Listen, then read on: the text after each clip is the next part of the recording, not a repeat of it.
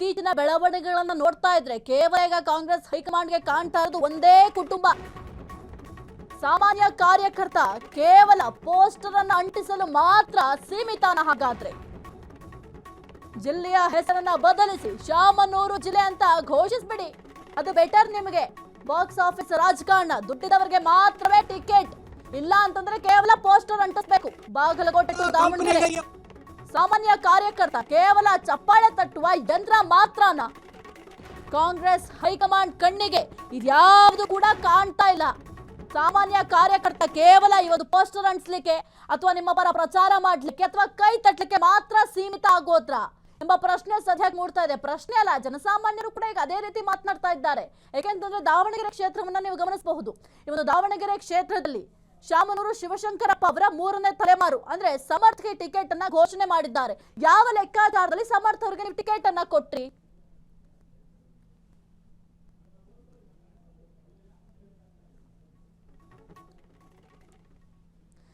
ನೀವು ಗಮನಿಸ್ತಾ ಇದ್ದೀರಾ, ಬಾಬಾ ಸಾಹೇಬರು ಪಾರ್ಲಿಮೆಂಟ್ನಲ್ಲಿ ಸಂವಿಧಾನ ಮಂಡಿಸಿ ಆಚೆ ಬಂದಾಗ ಪಾರ್ಲಿಮೆಂಟಿನ ಮೆಟ್ಟಿಲುಗಳ ಮೇಲೆ ನಿಂತ ಸಾಹೇಬ್ರನ್ನ ಪ್ರಶ್ನಿಸ್ತಾರಂತೆ. ನೀವು ಒಂದು ಟ್ವೀಟ್ ಅನ್ನ ಗಮನಿಸ್ತಾ ಇದ್ದೀರಾ, ಬಹಳ ವೈರಲ್ ಆಗ್ತಾ ಇದೆ. ಕರ್ನಾಟಕದ ರಾಜರು ಬ್ಯಾಲೆಟ್ ಬಾಕ್ಸ್ ನಲ್ಲಿ ಹುಟ್ಟುತ್ತಾರೆ, ಅದಕ್ಕೂ ಮುನ್ನ ರಾಣಿ ಅಲ್ಲಿ ನೀವು ಗಮನಿಸ್ತಾ ಇರಬಹುದು ಏನೆಲ್ಲ ಬರೆದಿದ್ದಾರೆ ಅಂತ.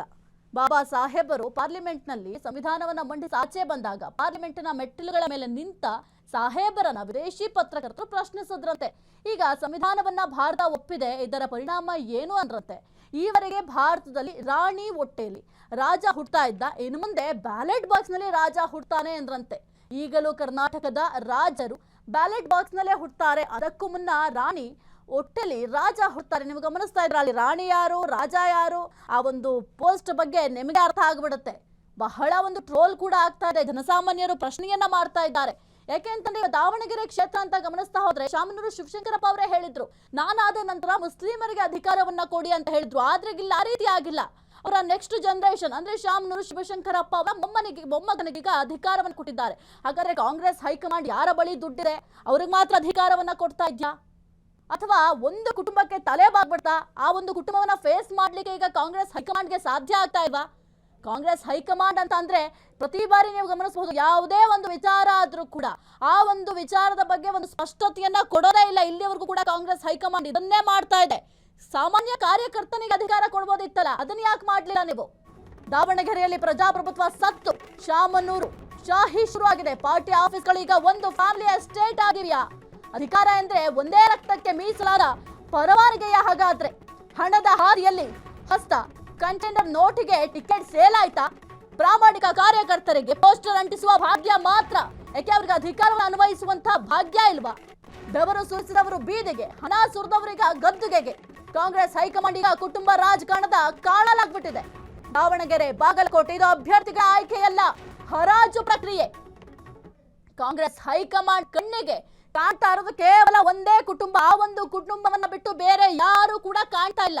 ಸಾಮಾನ್ಯ ಕಾರ್ಯಕರ್ತರಂದ್ರೆ ಏನ್ ಅನ್ಕೊಂಡಿದ್ದೀರಾ? ಕೇವಲ ಒಂದು ಪೋಸ್ಟರ್ ಅಂಟಿಸ್ಲಿಕ್ಕೆ ಅಥವಾ ಪ್ರಚಾರ ಮಾಡ್ಲಿಕ್ಕೆ, ನೀವೇನಾದ್ರು ಭಾಷಣ ಮಾಡುವಾಗ ವಾ ಸೂಪರ್ ಅಂತ ಕಿರ್ಚಾಡ್ಕೊಂಡು ಚಪ್ಪಾಳೆ ತಟ್ಟಲಿಕ್ಕೆ, ಇಷ್ಟಕ್ಕೆ ಮಾತ್ರ ಸಾಮಾನ್ಯ ಕಾರ್ಯಕರ್ತರು ಸೀಮಿತ ಅಂತ ಅನ್ಕೊಂಡಿದ್ದೀರಾ? ಅದನ್ನ ಹೊರತುಪಡಿಸಿ ಸಾಮಾನ್ಯ ಕಾರ್ಯಕರ್ತರು ನಿಮ್ಗೆ ಯಾರು ಬೇಕಾಗಿಲ್ಲ. ಪಾರ್ಟಿ ಆಫೀಸ್ಗಳೀಗ ಒಂದು ಫ್ಯಾಮಿಲಿ ಎಸ್ಟೇಟ್ ರೀತಿ ಆಗ್ಬಿಟ್ಟಿದ್ದಾವೆ. ಯಾಕೆಂತಂದ್ರೆ ಮಾತೆತ್ತರೆ ಸಾಕು, JDS-ನವರು ಕುಟುಂಬ ರಾಜಕಾರಣ ಮಾಡ್ತಾರೆ, ಅವ್ರು ಕುಟುಂಬ ರಾಜಕಾರಣ ಮಾಡ್ತಾರೆ ಅಂತ ಹೇಳ್ತಾ ಇದ್ರಿ. ಈಗ ಏನಾಗ್ತಾ ಇದೆ, ದಾವಣಗೆರೆ ಕ್ಷೇತ್ರದಲ್ಲಿ ಒಂದೇ ಕುಟುಂಬಕ್ಕೆ ಅಧಿಕಾರ ಸೀಮಿತ ಆಗಿದೆ. ಇನ್ನು ದಾವಣಗೆರೆ ಕ್ಷೇತ್ರ ನಾವು ಗಮನಿಸ್ತಾ ಹೋದ್ರೆ 70,000 ಮುಸ್ಲಿಂ ಓಟ್ಗಳಿದ್ದಾವೆ. ನಿರ್ಣಾಯಕ ಪಾತ್ರವನ್ನ ಮುಸ್ಲಿಮರಲ್ಲಿ ಪಡ್ಕೊಂಡಿದ್ದಾರೆ. ಅಂಥದ್ರಲ್ಲಿ ಶಾಮನೂರು ಶಿವಶಂಕರಪ್ಪ ಅವರೇ ಹೇಳಿದ್ರು, ನಾನಾದ ನಂತರ ಮುಸ್ಲಿಮರಿಗೆ ಟಿಕೆಟ್ ಕೊಡಬೇಕು ಅಂತ. ಆದ್ರೆ ಏನಾಗ್ತಾ ಇದೆ, ಇಲ್ಲಿ ಮುಸ್ಲಿಮರನ್ನ ಕಡೆಗಣಿಸ್ತಾ ಇದ್ದೀರಾ? ಇನ್ನು ಮುಖ್ಯವಾಗಿ ಜಮೀರ್ ಆಗಿರಬಹುದು, ಅಥವಾ ರಿಜ್ವಾನ್ ಹರ್ಷದ್ ಆಗಿರಬಹುದು, ತನ್ವೀರ್ ಸೇಠ್ ಅವರಾಗಿರ್ಬೋದು, ಹ್ಯಾರಿಸ್ ಆಗಿರ್ಬೋದು, ಅವ್ರನ್ನೆಲ್ಲ ಅಪ್ರಿಷಿಯೇಟ್ ಮಾಡ್ಬೇಕಾಗತ್ತೆ. ಯಾಕೆಂತಂದ್ರೆ ಅವರು ತಮಗೆ ಬೇಕಾದಂತ ಅಧಿಕಾರವನ್ನ ಪಡ್ಕೊಳ್ಳಿಕ್ಕೆ ಹೈಕಮಾಂಡ್ ವರ್ಗೂ ಕೂಡ ಹೋಗ್ತಾರೆ. ಮುಖ್ಯವಾಗಿ ಏನು ಜಮೀರ್ ಅಹಮದ್ ಅಂತೂ ಬಿಡೋದಿಲ್ಲ, ಪಟ್ಟು ಹಿಡ್ಕೊಂಡು ಕುತ್ಕೋತಾರೆ. ಏನಾದ್ರೂ ಆಗಿ ನನಗೆ ಅಧಿಕಾರ ಬೇಕೇ ಬೇಕು, ಏನ್ ಆ ಸಮುದಾಯಕ್ಕೆ ಬೇಕಿದೆ ಅದೆಲ್ಲವನ್ನು ಕೂಡ ಪಡ್ಕೊಳ್ಳೋವರೆಗೂ ಸುಮ್ಮನೆ ಇರೋದಿಲ್ಲ. ಯಾಕೆ ಇಷ್ಟೊಂದು ನೆಗ್ಲೆಕ್ಟ್ ಮಾಡ್ತಾ ಇದ್ದೀರಾ ನೀವು? ವೋಟ್ ಬ್ಯಾಂಕ್ ಆಟದಲ್ಲಿ ದಲಿತರು, ಮುಸ್ಲಿಮರು, ಚುನಾವಣೆ ಬಂದಾಗ ದಲಿತರ ನೆನಪಾಗುತ್ತೆ, ಟಿಕೆಟ್ ಹಂಚುವಾಗ ಮರ್ತು ಹೋಗುತ್ತೆ. ಮುಸ್ಲಿಂ ಸಮುದಾಯವನ್ನ ಕೇವಲ ಮತಕ್ಕೆ ಬಳಸಿ ಬಿಸಾಡ್ತಾ ಕಾಂಗ್ರೆಸ್. ಇದು ಮುಸ್ಲಿಮರ ಪ್ರಶ್ನೆ ಮಾಡಬೇಕು. ಹಿಂದುಳಿದವರ ಹೆಸರಿನಲ್ಲಿ ಅಧಿಕಾರ ಹಿಡಿದು ಒಂದೇ ಕುಟುಂಬಕ್ಕೆ ಅರಮನೆ, ಸಾಮಾಜಿಕ ನ್ಯಾಯದ ಮಾತು ಕೇವಲ ಭಾಷಣಕ್ಕೆ ಮಾತ್ರ ಸೀಮಿತಾನ? ವೋಟ್ ಬ್ಯಾಂಕ್ ರಾಜಕಾರಣದ ಅಸಲಿ ಮುಖ ಬಯಲಾಯ್ತಾ? ಹಾಗಾದ್ರೆ ದಲಿತರನ್ನ ಬಳಸಿ ಆಯ್ತು, ಈಗ ಮುಸ್ಲಿಮರನ್ನು ಕೂಡ ಮೂಲೆ ಗುಂಪು ಮಾಡಿದ್ದಾಯ್ತು. ಸೋಷಿಯಲ್ ಇಂಜಿನಿಯರಿಂಗ್ ಕೇವಲ ಭಾಷಣದ ಸರ್ಕಾಯ್ತು. ಓಟ್ ಬೇಕಾದಾಗ ಬಂಧುಗಳು, ಸೀಟ್ ಬೇಕಾದಾಗ ಬರಿಗೈ. ಸಮುದಾಯಗಳ ಹೆಸರಲ್ಲಿ ಅಧಿಕಾರ ಹಿಡಿದು ಕುಟುಂಬದ ಆಸ್ತಿ ವೃದ್ಧಿ ಮಾಡ್ತಾ ಇದ್ದೀರಾ ಅಷ್ಟೇ. ಕೇವಲ ನಿಮಗೆ ಓಟ್ ಬೇಕಾದಾಗ ಮುಸ್ಲಿಮರು ನಮ್ಮ ಅಣ್ಣ ತಮ್ಮದಿರು, ಇದೊಂದು ಮಾತು ಮಾತ್ರ ಕಂಪಲ್ಸರಿ ಹೇಳ್ತೀರಾ. ನಮ್ಮ ಅಣ್ಣ ತಮ್ಮದಿರು ಮುಸ್ಲಿಮರು, ಹಾಗಾಗಿ ಅವರು ನಮ್ಮ ಪ್ರತಿಯೊಂದು ಸ್ಟೇಜಲ್ಲೂ ಕೂಡ ನಮ್ಮ ಜೊತೆಲಿ ಇರ್ತಾರೆ, ಯಾವತ್ತೂ ಕೂಡ ನಮ್ಮನ್ನ ಸೋಲಿಗೆ ಬಿಡೋದಿಲ್ಲ ಅಂತ ಹೇಳ್ತೀರಾ. ಕೇವಲ ನಿಮ್ಗೆ ಓಟ್ ಬೇಕಾದಾಗ ಮುಸ್ಲಿಮರು ಬೇಕಾಗತ್ತೆ, ಜೊತೆಗೆ ದಲಿತರು ಅಷ್ಟೇ. ನಿಮ್ಗೆ ಓಟ್ ಬೇಕಾದಾಗ ದಲಿತರು ಬೇಕಾಗುತ್ತೆ, ಮುಸ್ಲಿಮರು ಬೇಕಾಗುತ್ತೆ. ಅದಾದ ನಂತರ ಅವ್ರನ್ನ ಮೂಲೆ ಗುಂಪು ಮಾಡಿಬಿಡೋದು.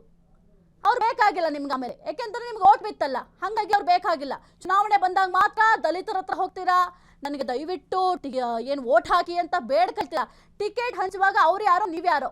ಕೇವಲ ಈಗ ದಾವಣಗೆರೆ ಕುಟುಂಬ ರಾಜಕಾರಣ ಹೆಚ್ಚಾಗ್ಬಿಟ್ಟಿದೆ. ಒಂದು ಕುಟುಂಬಕ್ಕೆ ಮಾತ್ರ ಈಗ ದಾವಣಗೆರೆ ಕ್ಷೇತ್ರ ಸೀಮಿತ ಆಗ್ಬಿಟ್ಟಿದೆ. ಒಂದು ವೇಳೆ ಈಗ ಅಲ್ಲೇನಾದ್ರೂ ಗೆದ್ರೆ ವಾಟ್ ನೆಕ್ಸ್ಟ್ ಅಂದ್ರೆ ಕೇವಲ ಅದೊಂದೇ ಒಂದು ಕುಟುಂಬ ಅಧಿಕಾರವನ್ನ ನಡೆಸ್ಕೊಂಡು ಹೋಗುತ್ತೆ.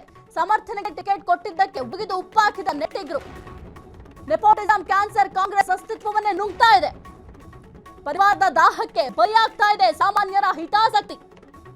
ಚುನಾವಣೆಯಲ್ಲಿ ಜನರೇ ಕಲಿಸ್ತಾರ ಶಾಮನೂರು ಸಾಮ್ರಾಜ್ಯಕ್ಕೆ ಪಾಠ.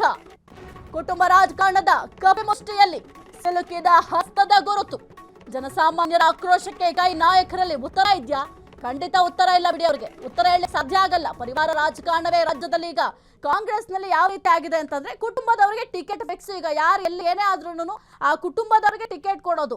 ಆ ಒಂದು ಕುಟುಂಬದ ಆಸ್ತಿ ವೃದ್ಧಿ ಮಾಡ್ಬೇಕಲ್ಲ, ಆ ಒಂದು ಜವಾಬ್ದಾರಿಯನ್ನು ತೆಗೆದುಕೊಂಡ್ಬಿಟ್ಟಿರ್ತಾರೆ ಕಾಂಗ್ರೆಸ್ನವರು.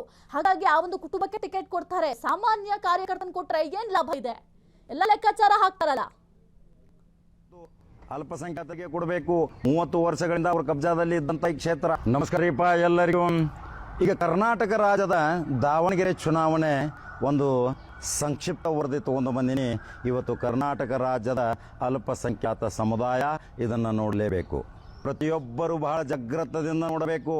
1,10,00,000 ಜನ ಇರುವಂಥ ಅಲ್ಪಸಂಖ್ಯಾತರಿಗೆ ಇವತ್ತು ದಾವಣಗೆರೆ ಟಿಕೆಟ್ ತಪ್ಪಿಸಿ ಮಹಾ ಮೋಸ ಮಾಡಿದ ಕಾಂಗ್ರೆಸ್ ಹೈಕಮಾಂಡ್ಗೆ ಏನು ಉತ್ತರ ಕೊಡ್ತೀರಿ? ಅನೇಕ ದಿನಗಳಿಂದ ಚರ್ಚೆ ಆಗುತ್ತಿತ್ತು, ಅಲ್ಪಸಂಖ್ಯಾತರಿಗೆ ಕೊಡಬೇಕು, 30 ವರ್ಷಗಳಿಂದ ಅವ್ರ ಕಬ್ಜಾದಲ್ಲಿ ಇದ್ದಂಥ ಈ ಕ್ಷೇತ್ರ. ಆದರೆ ಕಾಂಗ್ರೆಸ್ ಹೈಕಮಾಂಡ್ ದೆಹಲಿಯಿಂದ ಬಂದಂಥ ಸುರ್ಜೇವಾಲಾ ಯಾರ ರಾಜೀನಾಮೆ ಕೊಟ್ಟರೂ ಪರವಾಗಿಲ್ಲ, ನಿಮ್ಮಿಂದ ಏನು ನಮ್ಮದು ನಡೆಯುವುದಿಲ್ಲ ಅಂತಾರ. ಹಾಗಾದ್ರೆ ಇನ್ನು ಎಚ್ಚರಗೊಳ್ಬೇಕಲ್ರಿ. 1,10,00,000 ಜನ ಇರುವಂಥ ಇದೇ ಅಲ್ಪಸಂಖ್ಯಾತ ಸಮುದಾಯಕ್ಕೆ ಯಾವ ರೀತಿ ಮೋಸ ಮಾಡಿದಿರಿ, ಇನ್ನು ಸೋಲಿನ ಭೀತಿ ಸಹಿತ ಕಾಡತೈತಿ. ಇನ್ನು ಎಚ್ಚರಗೊಳ್ಬೇಕು. ಅಲ್ಪಸಂಖ್ಯಾತರಿಗೆ ವಿಧಾನ ಪರಿಷತ್ ಸದಸ್ಯ ಸ್ಥಾನದಲ್ಲಿಯೂ ಸಹಿತ 15% ಕೊಡಬೇಕಂತಿತ್ತು. 75 ವಿಧಾನ ಪರಿಷತ್ ಸ್ಥಾನದಲ್ಲಿ ಕೇವಲ 3-4 ಜನರಿಗೆ MLC ಕೊಡ್ತೀರಿ. ಅಲ್ಲಿ 15 MLC ಇರಬೇಕು. 50-60 ಶಾಸಕರು ವಿಧಾನಸಭಾ ಪ್ರವೇಶ ಮಾಡಬೇಕು. ಇದು ಎಂಥ ಅನ್ಯಾಯ ರೀ. ಈಗಾಗಲೇ ಅಲ್ಲಿ ಸಮರ್ಥನಿಗೆ ಟಿಕೆಟ್ ಕೊಡುವಾಗ ಅಲ್ಪಸಂಖ್ಯಾತರಿಗೆ ಯಾವ ರೀತಿ ಭರವಸೆ ಕೊಟ್ಟಿದ್ದೀರಿ? ಏನಾದರೂ 2 MLC ಕೊಡ್ತೀವಿ, ಏನಾದರೂ 2 ಬೋರ್ಡ್ ಕಾರ್ಪೊರೇಷನ್ ಕೊಡ್ತೀವಿ ಅಂತ ಏನಾದರೂ ಹೇಳಿದಿರಿ? ಅದರ ಬಗ್ಗೆ ಯಾವುದು ಕಿಂಚಿತ್ತೂ ಏನೂ ಇಲ್ಲ.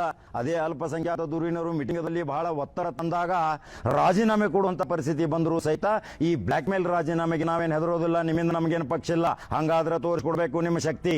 ನಮಸ್ಕಾರ ರೀಪಾ ಎಲ್ಲರಿಗೂ. ಕ್ಷಣ ಕ್ಷಣದ ಸುದ್ದಿಗಳಿಗಾಗಿ ಫ್ರೀಡಂ ಟಿವಿ ಸಬ್ಸ್ಕ್ರೈಬ್ ಮಾಡಿ, ಲೈಕ್ ಮಾಡಿ ಹಾಗೂ ಫಾಲೋ ಮಾಡಿ. ಹೊಸ ಸುದ್ದಿಗಳ ನೋಟಿಫಿಕೇಶನ್ಗಾಗಿ ಬೆಲ್ ಐಕಾನ್ ಮೇಲೆ ಕ್ಲಿಕ್ ಮಾಡಿ.